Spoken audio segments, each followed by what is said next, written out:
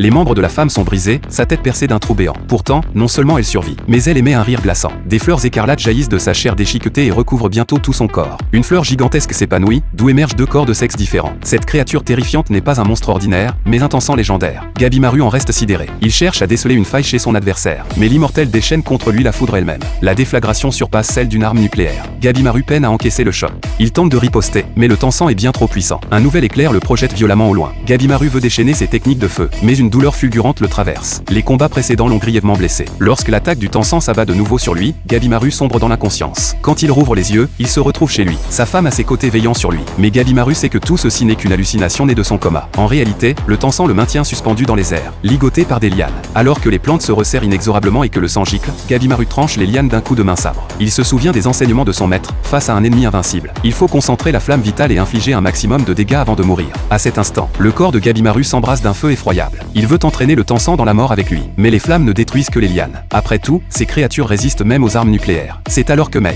la fillette apparue plus tôt, se place devant Gabimaru. Profitant de la puissante onde de choc provoquée par l'attaque du tensant, elle emporte Gabimaru loin d'ici. Le tensant enrage, mais ne les poursuit pas. Il a dépensé trop d'énergie. Le lendemain, une assemblée se tient à Ray, réunissant les 7 tensants. Ils étaient jadis un seul être, mais après avoir atteint la divinité, ils se sont scindés en 7 entités. Leur voix et leur apparence sont identiques, mais leur personnalité radicalement différente. Celle qui affronta Gabimaru hier se nomme Jujin. L'usage d'une technique interdite a fait vieillir son corps à une vitesse folle. Mais ce n'est qu'un détail, après avoir bu le liquide dans sa coupe. Le corps flétri de Jujin retrouve sa jeunesse.